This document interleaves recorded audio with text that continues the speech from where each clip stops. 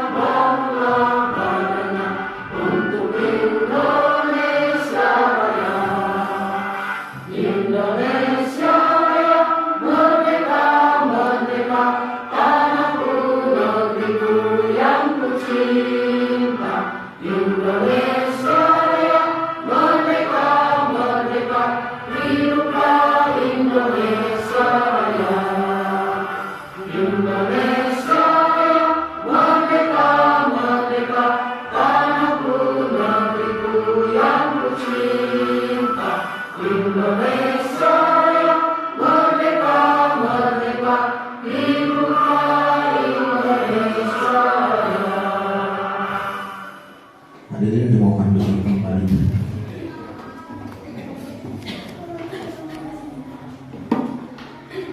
Baiklah, untuk acara selanjutnya yaitu doa yang akan dipimpin oleh Ibu Tuti Mana SPDI.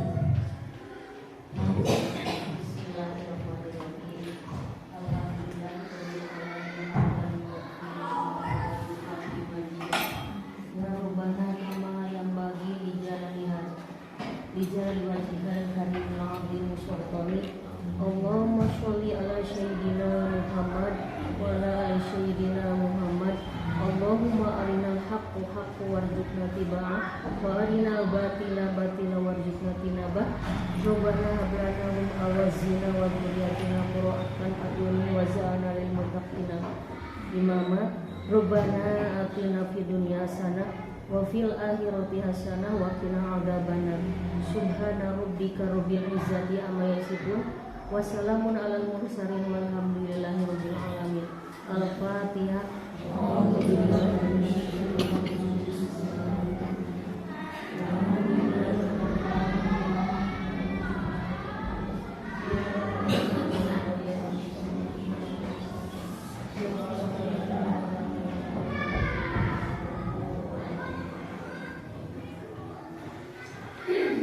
Kami mengucapkan terima kasih kepada Ibu Tuti Marlina SPDI yang telah memimpin doa. Semoga acara kita dari awal sampai akhir lancar segala sesuatunya. Amin ya Allah ya Rabbal alamin. Acara selanjutnya yaitu acara inti, yaitu diseminasi tentang aksi nyata modul 1.4 dengan tema mewujudkan budaya positif dengan keyakinan kelas dalam proses pembelajaran yang akan disampaikan oleh Bapak Rodianto SPDI. Waktu dipersilakan. Bismillahirrahmanirrahim. Assalamualaikum warahmatullahi wabarakatuh. Hamdan wa syukranillah, suratan wa salaman ala rasulillah, amma ba'du. Puji dan syukur mari kita panjatkan kehadirat ilahi Rabbi, Tuhan yang Maha Esa, yang telah memberikan nikmat kepada kita semua, sehingga pada hari ini, hari Rabu tanggal 18 Oktober 2023, berkat kudrat dan iradatnya kita bisa berkumpul dalam aksi nyata model 1.4, yaitu tentang mewujudkan budaya positif dengan keyakinan kelas dalam proses pembelajaran.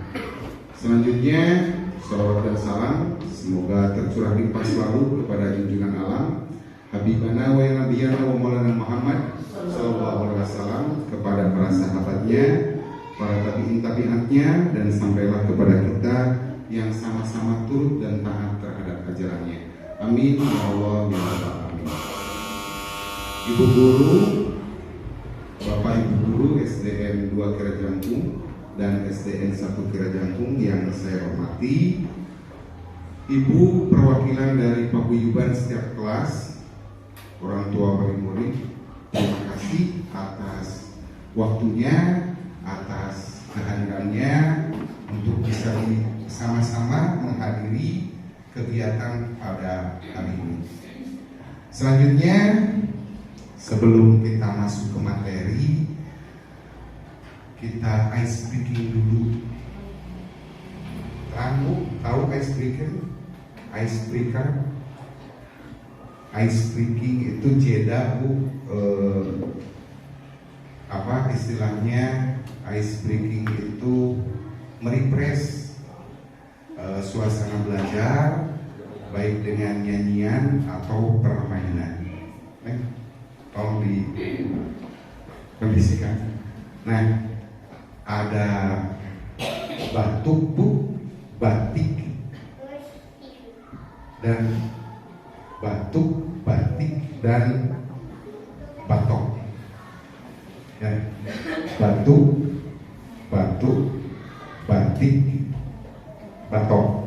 Ya, kalau saya sebut batik, berarti kita pegang apa, Bu?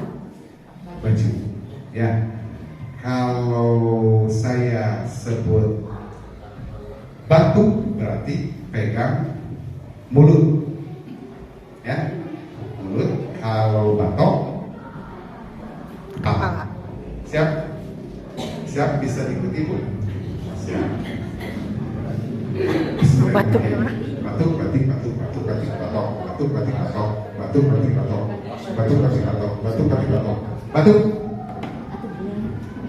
batuk, batik, batok, batuk, batik, batok, batuk, batik, batok, batik, batik.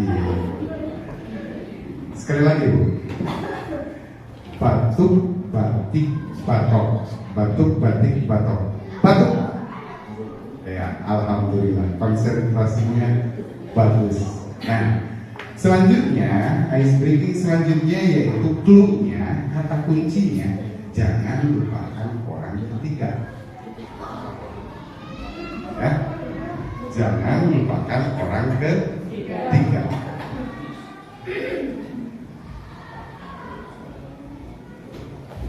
Jangan lupakan orang ketiga, ya, clue-nya, kata kuncinya ya.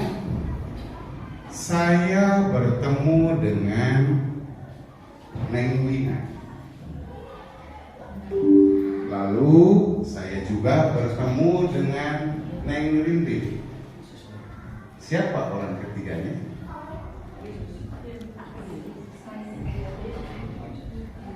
Clue-nya, kata kuncinya, jangan lupakan orang ketiga. Berarti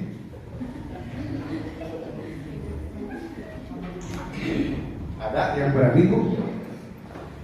Tadi saya bertemu dengan Neng Wina, lalu bertemu dengan Bu Ririn, Neng Ririn.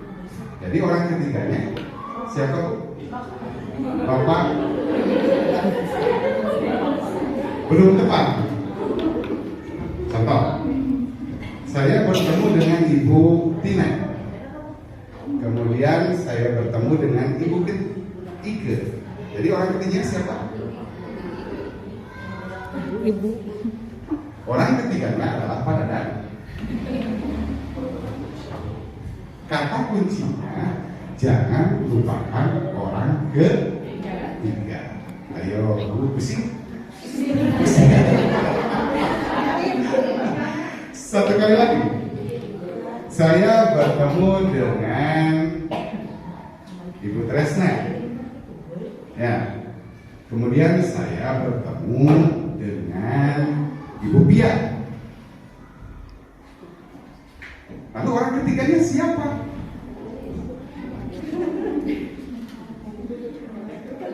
Ada yang bisa? Gratis masuk di Mas Bejo. Ayo, ada yang bisa ya, Ibu? Kata kuncinya, jangan lupakan orang ketiga. Contoh satu kali lagi. Saya bertemu dengan Ibu Aibi. Yang pertama kan Ibu Aibi yang ditemui oleh saya. Orang keduanya saya bertemu dengan Ibu Daya. Nah, lalu siapa orang ketiganya?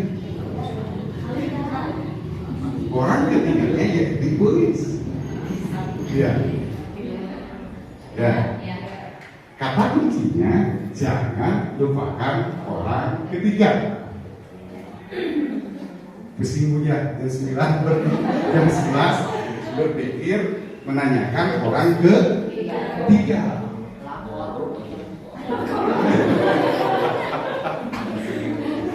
Satu lagi ya, satu soal lagi. Jangan lupakan orang ketiga. Ya, saya bertemu dengan Pak Dadan, lalu bertemu dengan Neng Nina, Ibu Nina. Lalu siapa orang ketiganya? Bu Tuti. Tapi kalau orang ketiganya Bu Tuti, betul. Paham Bu? Sekali lagi ya. Masih siapa yang belum paham? Coba mana yang belum paham? Belum paham? Belum paham? Nanya yang begini. Saya bertemu dengan Ibu Tuti pertama, lalu bertemu dengan Ibu Devia, lalu orang ketiganya? Ya. Orang ketiganya. Orang ketiganya adalah Bu Tina. Betul. Siap poin ketiga? Siap. Pertanyaan terakhir. Saya bertemu dengan anaknya Ibu Ike, Julpa. Lalu bertemu dengan Ibu Dede. Ya. Orang ketiganya siapa? Poin ketiga.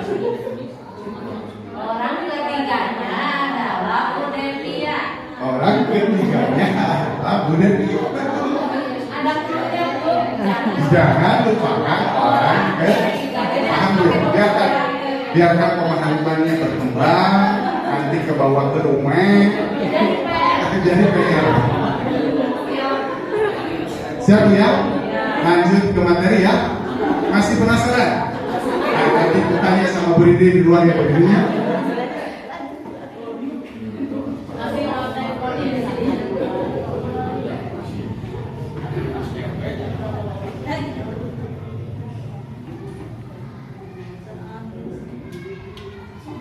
Nah, ini kaitan dengan modul yang saya lagi pelajari di pendidikan guru penggerak. Alhamdulillah Ibu Tina senior saya, beliau telah lulus di angkatan 6. Terima kasih dorongannya, motivasinya Ibu Tina. Kemudian saya masuk di angkatan 9, belajar modul 1.1 tentang filosofi pendidikan pengajar dewantara. Kemudian 1.2 tentang nilai dan peran guru penggerak. Kemarin 1.3 tentang visi guru penggerak, dan ini yang 1.4 yaitu tentang budaya positif. Kenapa saya mengundang Bapak Ibu wali murid kelas 1 sampai kelas 6? Karena ini ada kaitannya. Harus ada kerjasama yang baik antara pihak sekolah, terutama guru, saya sebagai kepala sekolah, dengan orang tua wali murid. Nah, selanjutnya udah ya tadi ya, udah jangan lupakan ini. Ya, jangan kenal dengan orang ketiga. Cukup kita saja, orang pertama dan orang kedua. Nah, ini mengenai kontrol. Cobalah buka. Anda adalah tugas Anda adalah mengepalkan salah satu tangan Anda.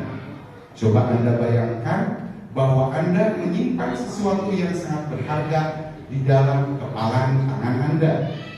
Anda perlu menjaga benda tersebut sekuat tenaga karena begitu pentingnya untuk kehidupan Anda.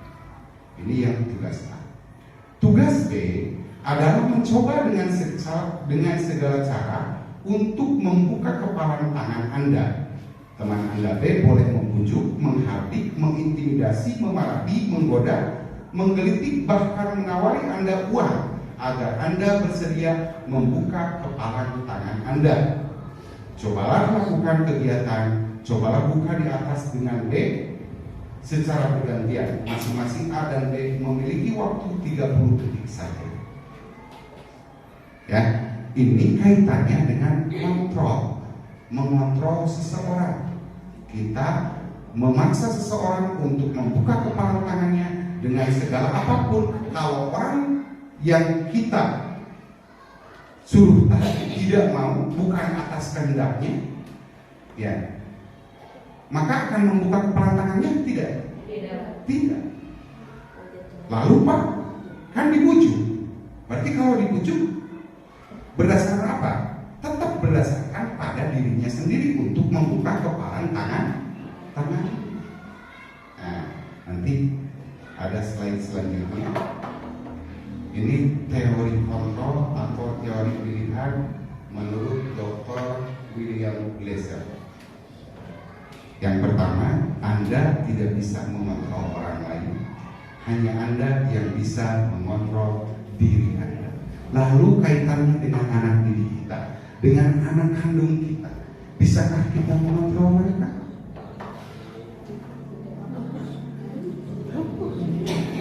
Bisa tidak kita mengontrol dirinya mereka? Ayo sekolah agama, ayo ngaji. Nanti kita pergi ke Indomaret atau Alfamart. Itu pun Anda bujukan. Besoknya lagi gak mau lagi ngaji. Masih dengan bujukan ke Alfamart. Berhasil tidak? Lama-lama tidak berhasil. Berarti intinya kita tidak bisa mengontrol.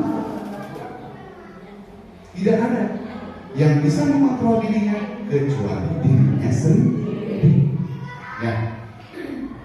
Kemudian semua perilaku memiliki tujuan. Yang tadi Anda tidak bisa mengontrol, maksudnya karena makna disiplin. Disiplin itu adalah belajar kontrol diri dengan mengendalikan atau menggali potensi kita agar tercapai tujuan mulia, yaitu sesuatu terjadi seseorang yang kita inginkan berdasarkan nilai-nilai yang kita hargai. Selanjutnya, semua perilaku itu memiliki tujuan. Ada teori motivasi untuk menghindari hukuman, itu motivasi dari luar. Kemudian untuk mendapatkan imbalan sama motivasi dari luar. Sedangkan untuk motivasi dari diri sendirinya, yaitu menghargai diri sendiri dengan apa? Dengan nilai-nilai kebijakan universal. Nah, nantinya akan mengerucut lagi pada keyakinan kelas yang dibuat di sekolah atau keyakinan di rumah kita dengan anak kita. Selanjutnya, model berpikirnya menang-menang, tidak kalah menang. Ya, ini kolaborasi dan konsensus menciptakan pilihan-pilihan baru. Kemudian ada 5 posisi kontrol. Yang pertama ada penghukum, pembuat rasa bersalah, kemudian teman, pemantau, manajer, kemudian ada segitiga restitusi, yaitu menstabilkan identitas, validasi kebutuhan, menanyakan keyakinan. Selanjutnya realitas, kebutuhan kita berbeda, kita berusaha memahami pandangan orang lain tentang dunia. Setiap orang memiliki gambaran berbeda. Awalnya itu dari 5 kebutuhan dasar manusia, yaitu penguasaan, kasih sayang dan merasa diterima, kesenangan dan kebebasan. Nah, selanjutnya, nah ini miskonsepsi, konsepsi yang salah. Ya, selamat datang Ibu Ani.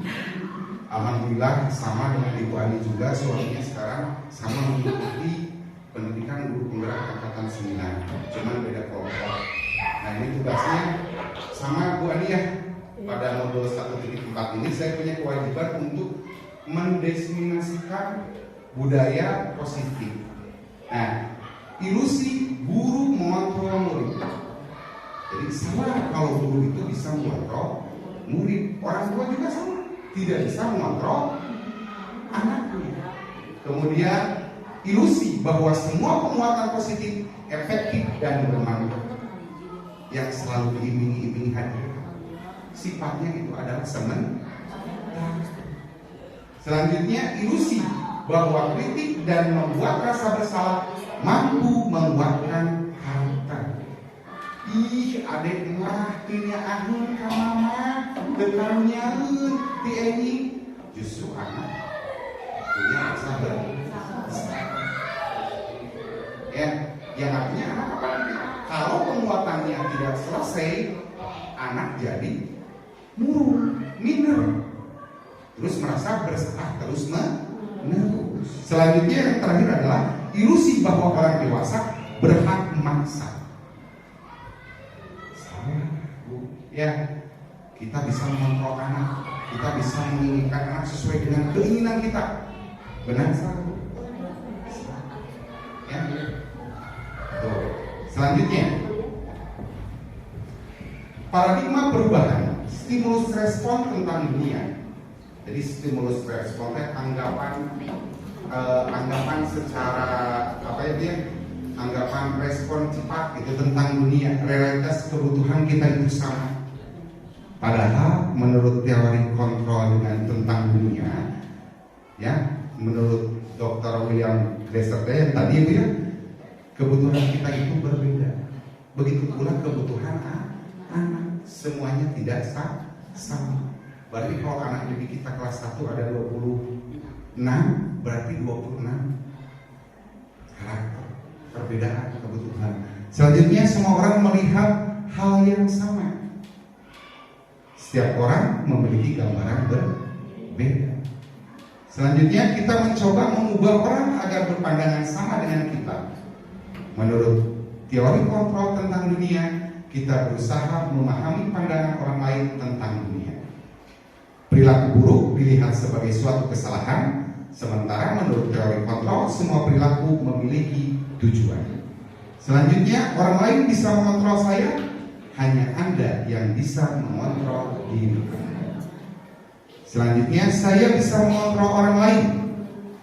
Menurut teori kontrol, Anda tidak bisa mengontrol orang lain. Kemudian, pemaksaan ada pada saat bujukan gagal. Kolaborasi dan konsensus menciptakan pilihan-pilihan baru.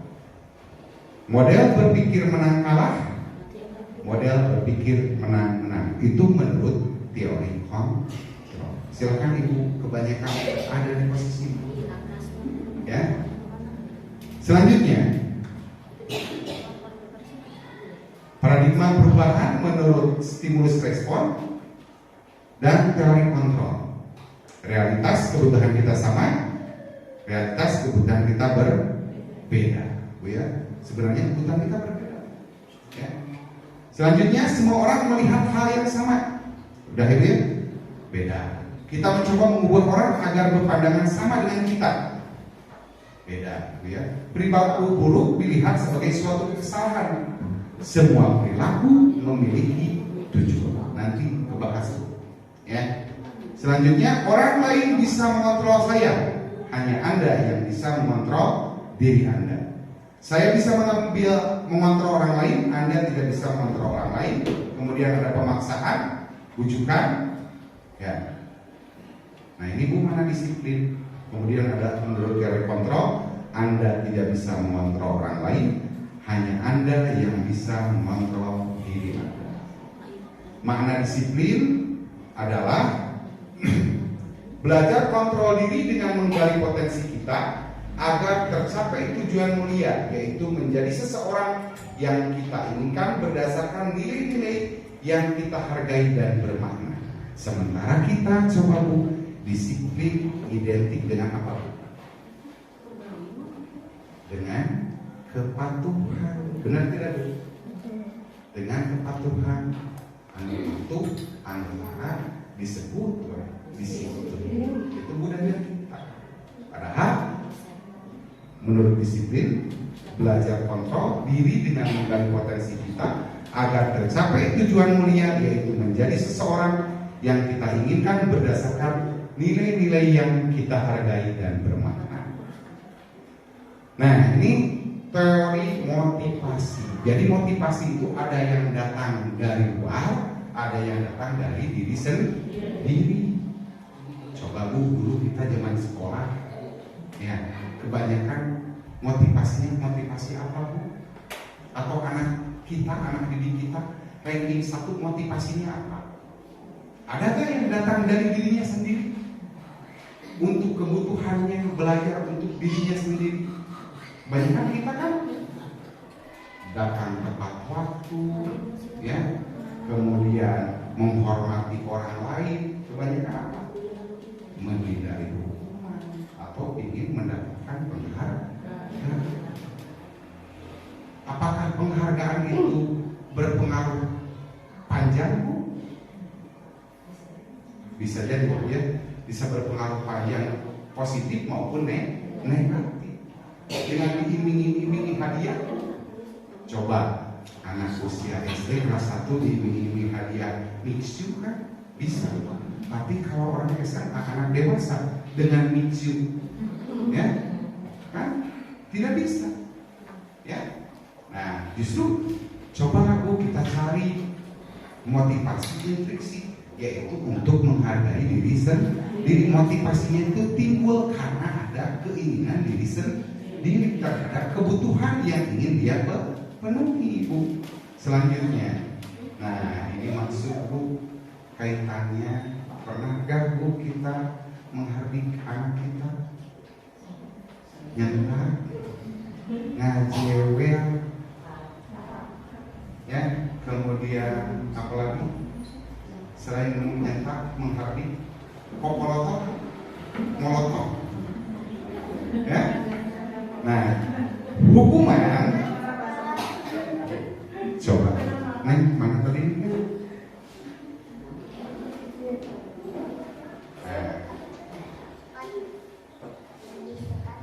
Dibantu Neng reading hukuman itu apa? Ya. Hukuman adalah bentuk pengendalian seseorang yang bersifat satu arah, memaksa, tidak terencana, dan menyakitkan sehingga akan tercipta identitas yang gagal. Hukuman, Bu, ya. Sedangkan penghargaan adalah, Ibu Tina, punten. Penghargaan adalah cara mengontrol perilaku seseorang yang menghancurkan potensi untuk pembelajaran yang sesungguhnya, karena hanya berpengaruh jangka pendek, merusak hubungan, mengurangi ketepatan, menurunkan kualitas, dan mematikan kreativitas. Nah, itu bedanya hukuman dan penghargaan. Ya, boleh nggak Bu kita menghukum? Boleh nggak? Ibu guru, boleh kita menghukum? Ya, pempolotot, terus dengan fisik, ya. Nanti kelihatan dampaknya. Penghargaan juga, ternyata penghargaan yang tadi diiming-imingi itu ada pengaruhnya, hanya berpengaruh jangka pendek, menurut budak anak kita, kemudian merusak hubungan, mengurangi ketepatan, menurunkan kualitas, dan mematikan kreativitas. Jadi hanya anak melakukan sesuatu karena ada mixu, karena dibawa ke domba atau ke Alfamart atau kemana lagi Bu? Main odong-odong, ya. Tuh, selanjutnya, nah tadi Bu ini motivasi intrinsik. Motivasi intrinsik itu motivasi yang timbul dari dalam diri individu sendiri tanpa ada paksaan dorongan orang lain, tetapi atas dasar kemauan sendiri. Bagaimana yang Ibu rasakan kalau melakukan sesuatu itu karena dasar dari hati? Nyaman kan Bu ya? Rawasin, ya, nyaman, tidak ada paksaan, gitu ya. Pekerjaannya juga selesai, ya, dengan tepat waktu tanpa ada duda atau biasa bari nondu, ya, bari ganek lah si mama gitu ya. Atau nabi nyebutan suami ibu gitu, dasi dasar segala ya. Kemudian motivasi ekstrinsik, nah ini mah akibat pengaruh dari luar individu karena adanya ajakan, suruhan atau paksaan dari orang lain. Nah, yang akan kita muaranya itu ke sini, nilai-nilai kebajikan universal. Bu Tina tadi nih kayak ibunya. Nah, tolong dibaca gimana? Bantasan nanti. Siap. Nilai-nilai kebajikan universal. Nilai-nilai kebajikan yang disepakati bersama, lepas dari suku bangsa, agama, bahasa, maupun latar belakangnya. Nilai-nilai ini merupakan payung besar dari sikap dan perilaku kita, atau nilai-nilai ini merupakan fondasi kita berperilaku. Nilai-nilai kebajikan adalah sifat-sifat positif manusia yang merupakan tujuan mulia yang ingin dicapai setiap individu. Nah, jadi dalam modul 1.4 ini saya harus bisa membiasakan nilai-nilai budaya positif terhadap anak didik kita, terhadap anak kita, dengan menjunjung tinggi nilai-nilai kebajikan yang universal, yang semua mengakui bahwa kebajikan itu, hal itu emang baik untuk kita. Seperti apa? Saling menghormati, kemudian saling menghargai, kemudian mandiri, atau yang sama dengan yang Pak Nadiem, Bapak Kemendiknas kita, Bapak Kemendikbud kita, Pak Nadiem Makarim, mencetuskan tentang profil pelajar Pancasila dari salah satu kurikulum merdekanya. Nah ini beriman dan bertakwa kepada Tuhan Yang Maha Esa, berakhlak mulia, mandiri, bernalar kritis, berkependidikan global, bergotong royong dan kreatif. Selanjutnya Bu ya.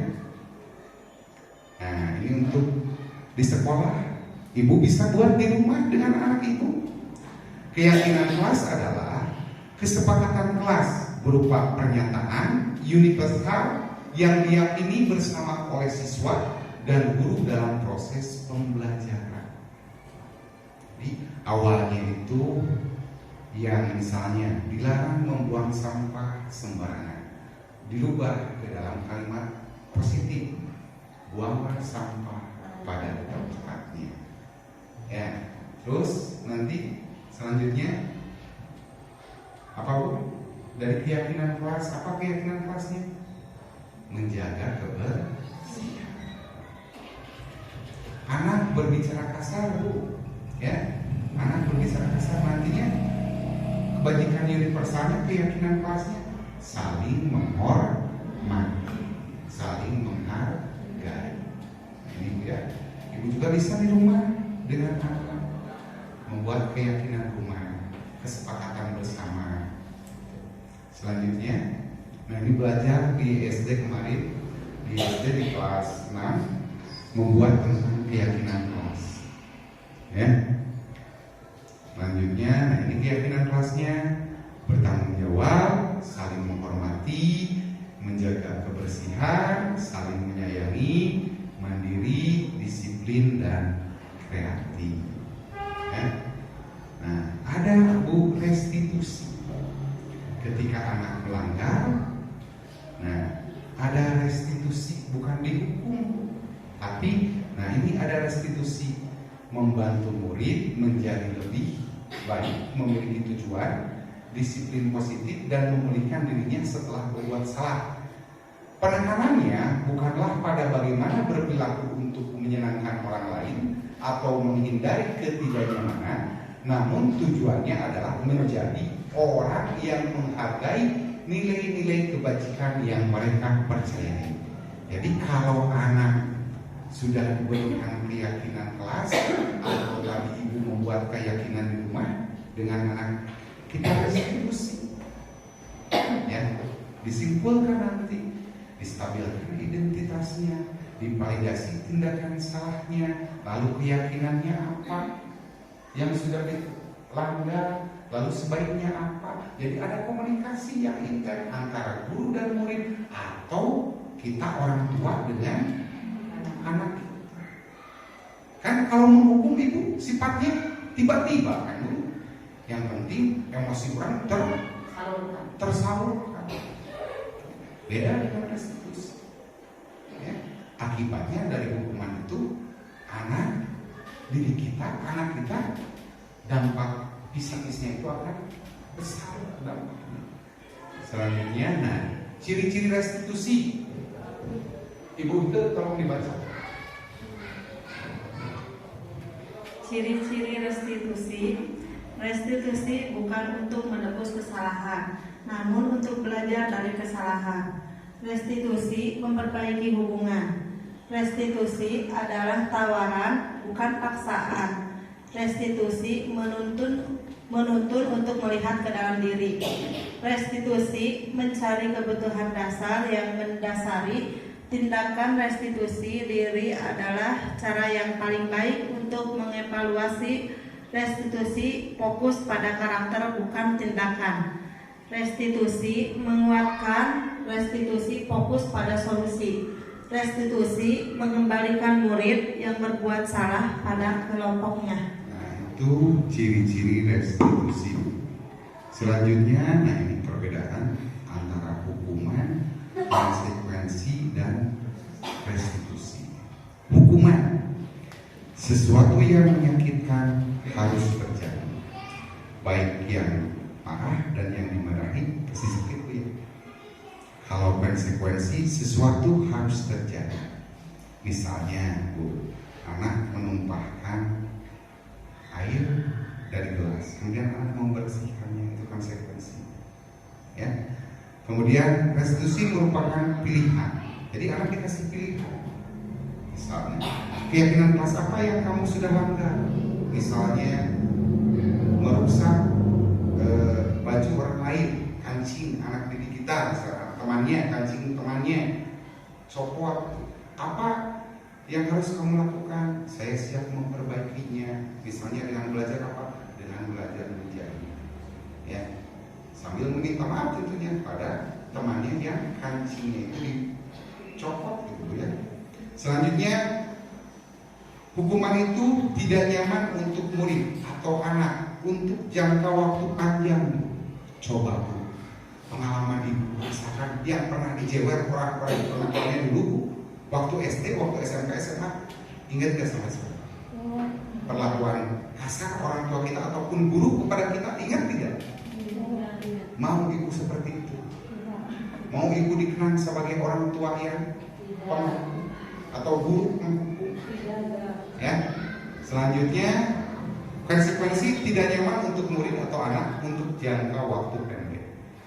Sementara restitusi menguatkan untuk murid atau anak dalam jangka waktu panjang. Selanjutnya, hukuman, korban mendapatkan keadilan, korban bisa diabaikan. Konsekuensi, kalau restitusi, korban mendapatkan ganti. Ya, murid atau anak akan tersakiti, murid atau anak dibuat tidak nyaman karena konsekuensinya harus melaksanakan kesalahannya, misalnya memperbaikinya. Kemudian murid atau anak mendapatkan penguatan. Selanjutnya, nah, ibu mau di mana?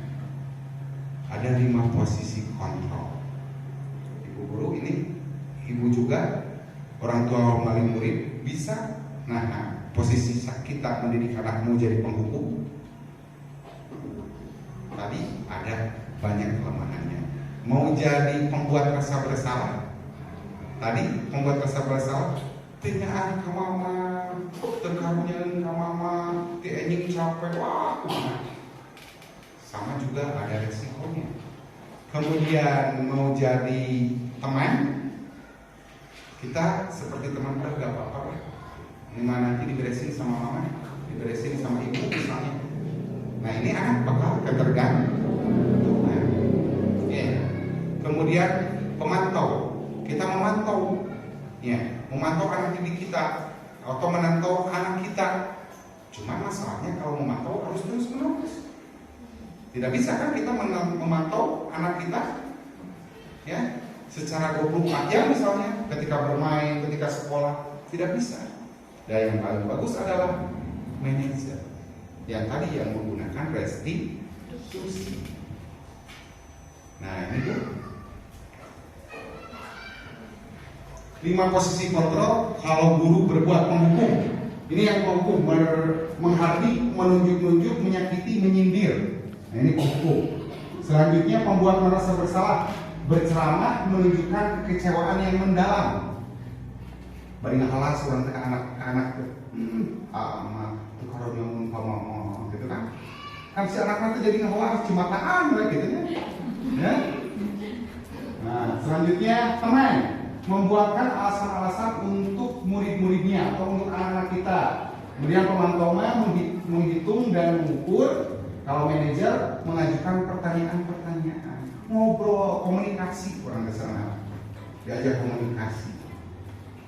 Kenapa dipanggil ke sini?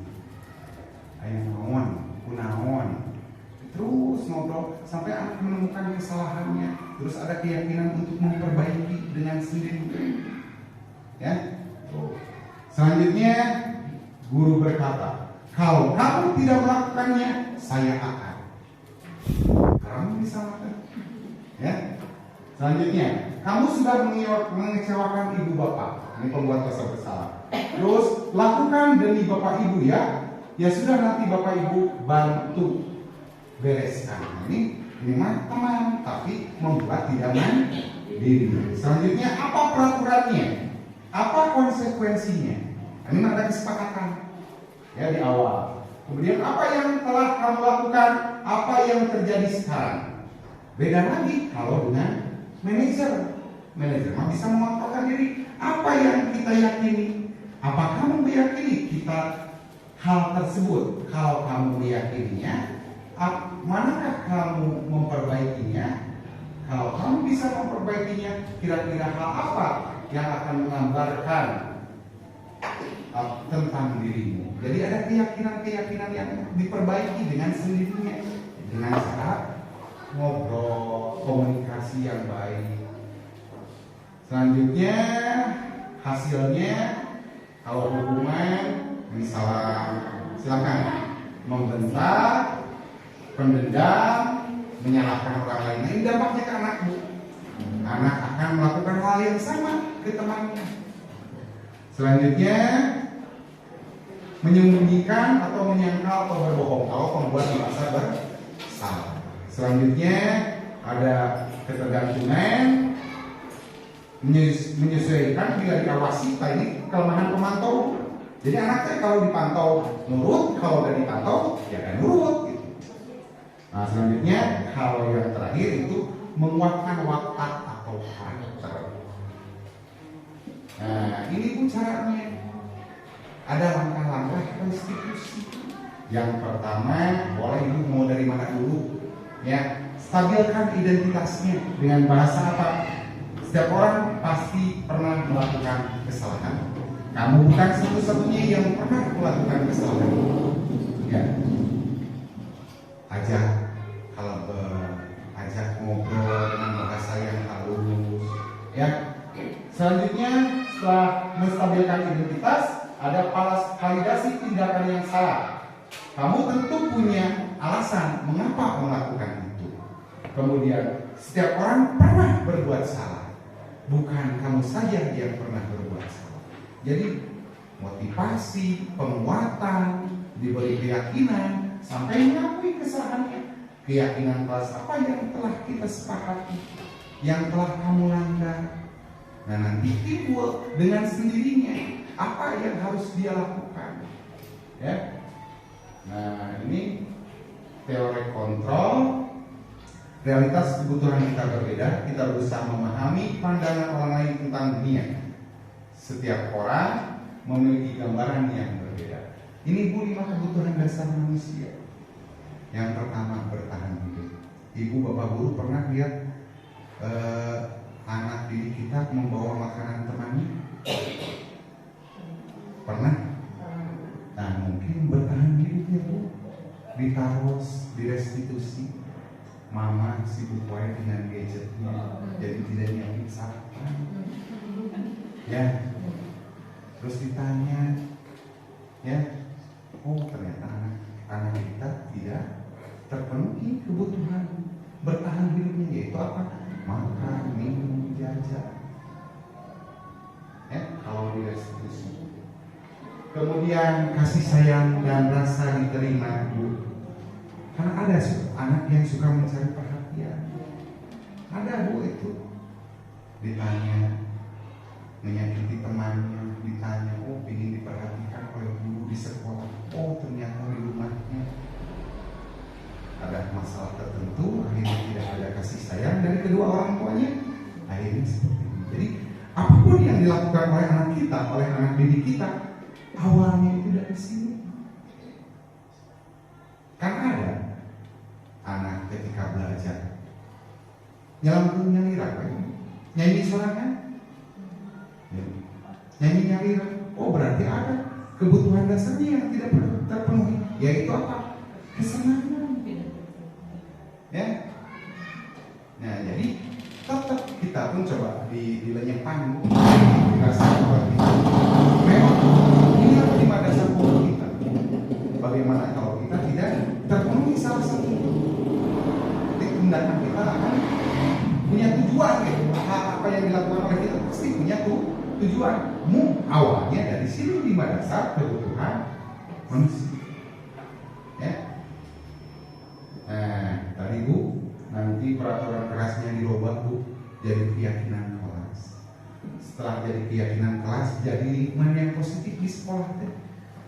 Akhirnya jadi budaya positif yang memaksimalkan karakter anak kita. Ya, karakter anak kita kan ya bahasanya, ya kebiasaan-kebiasaannya yang baik tentunya biar untuk kita semua, agar anak didik kita, anak kita menjadi anak-anak yang soleh dan tentunya berbakti kepada kedua orang tuanya. Nah ini contoh kasus Bu kemarin di sekolah, sholat zuhur berjamaah di SD di Masjid Kabupaten, saling dorong, paling sak awal, paling kelas ini tidak mau di sak awal, di sak pertama saling dorong, terus di depan di sak awal, guru meleng kembali lagi ke sak kedua. Kemudian direstitusi Bu, ya ditaruh guru atau kita orang tua gak boleh menghukum. Justru kalau anak ada yang tidur misalnya di sekolah tidur gitu, biarkan aja itu tidur. Nanti setelah beres baru ditanya baik-baik. Alhamdulillah Bu, saya lihat, saya perhatikan kapungkur masuk ayat penghapus belum, terus penghapus belum. Nggak SDT panggilan kan pangkat. Alhamdulillah terus menawi ibu mungkin di bumi samilah bangsa serangan lengitkan hukuman buat budaya positif dari rumah awalnya. Ya, anak ibu lama di sekolah, lama di rumah, lama di rumah. Ya Bu ya. Jadi ada sinergis, ada kerjasama yang baik yang apik antara orang tua dan guru di sekolah. Kayak perumunan udah kali kita maunya sedap.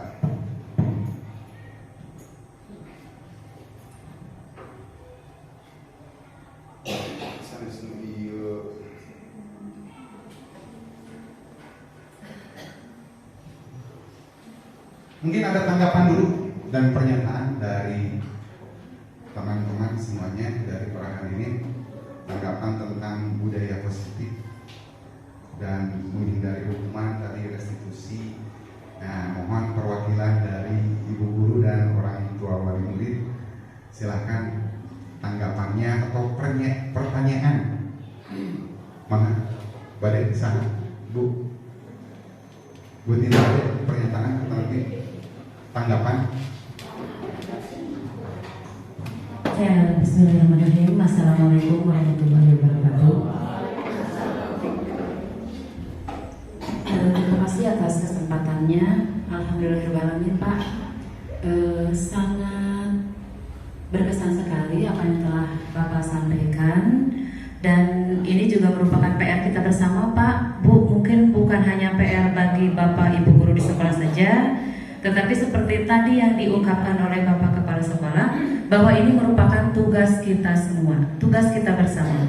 Mendidik, menjadikan anak yang soleh, yang taat, yang patuh, itu harus seperti apa? itu bukan hanya tugas Bapak Ibu guru di sekolah, karena waktu di sekolah memang hanya sebentar Pak, ya, hanya sebentar. Sementara waktu di rumah itu yang full, mungkin hanya dari jam 7 sampai jam 12 itu maksimal, jam 1 lah maksimal paling di sekolah. Sementara yang lamanya itu di rumah ya. Jadi ini merupakan tugas kita semua.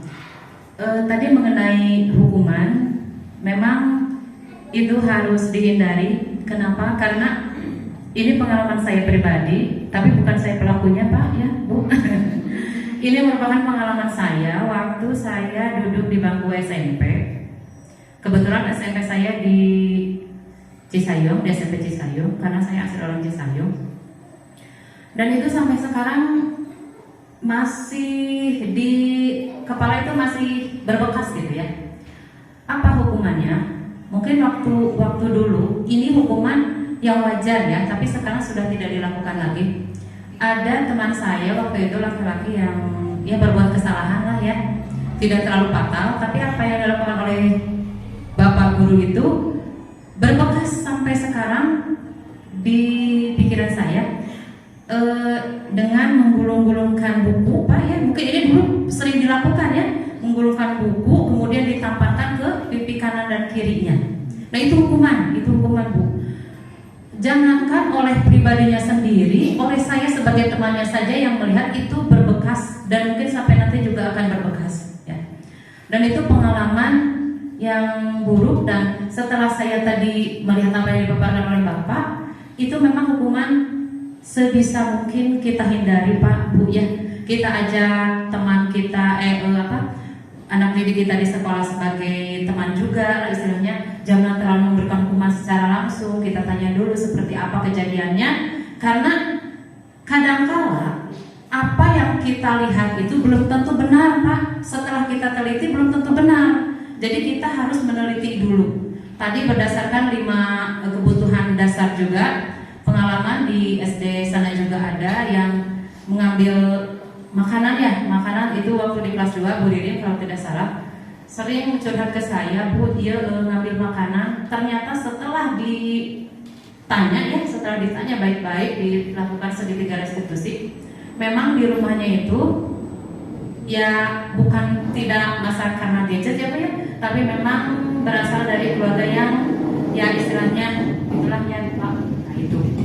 Dan itu memang harus kita teliti. Jangan ketika anak melakukan kesalahan, mami mah sudah dimarahi, anak sampai mentalnya kena gitu. Tapi kita harus tanya dulu baik-baik, dan ternyata yang kita lihat belum tentu benar gitu. Itu mungkin yang bisa saya sampaikan Pak. Terima kasih ilmunya, dan ini juga bermanfaat bagi saya, terutama guru juga, sebagai orang tua juga. Karena memang kadang ingat ya apa yang dipelajari itu ingat, tapi kadang-kadang emosi Pak, emosi itu susah dikontrol. Saya yakin sebagai orang tua yang telah mempunyai anak, itu pasti ada ya ingin gitu kan, nah gitu. Tapi kita berusaha ingat lagi, iya.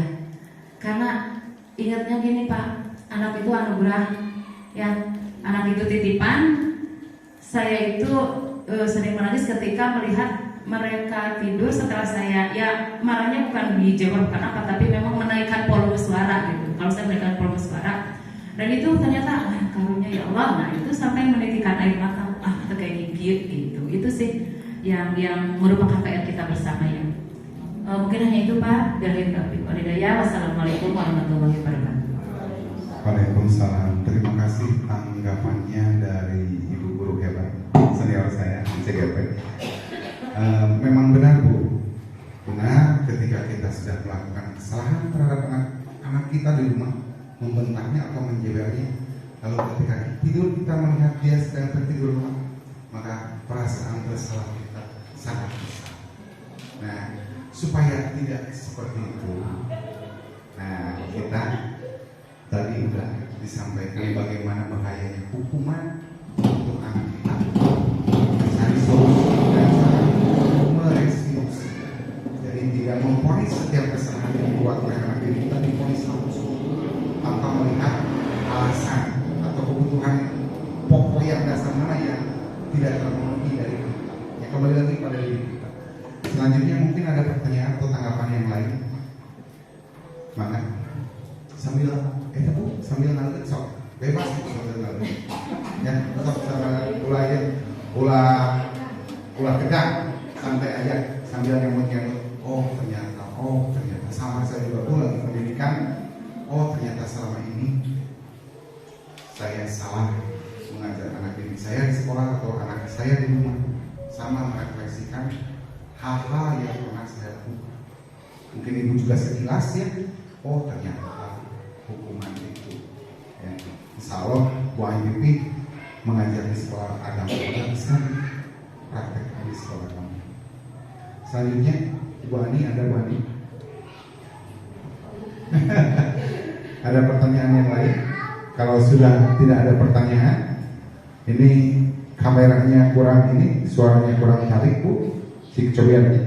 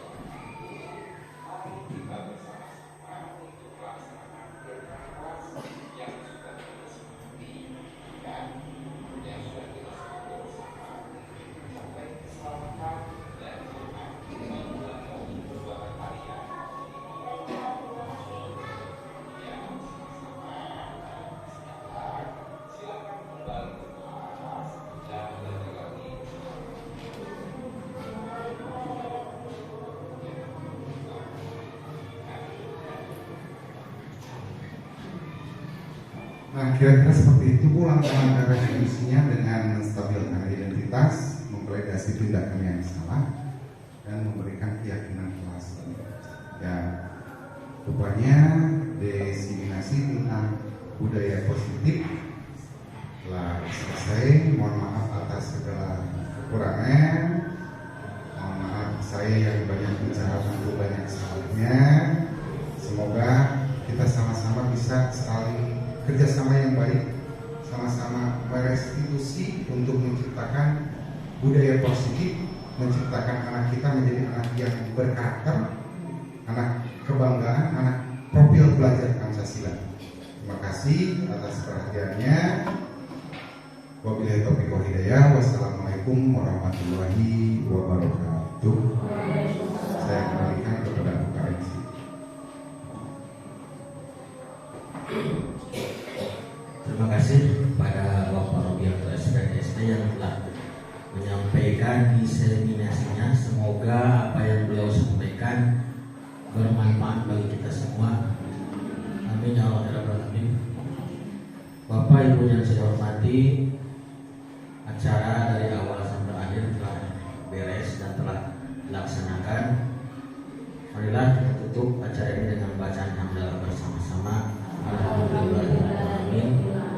Sekian dari kalam. Assalamualaikum warahmatullahi wabarakatuh. Waalaikumsalam.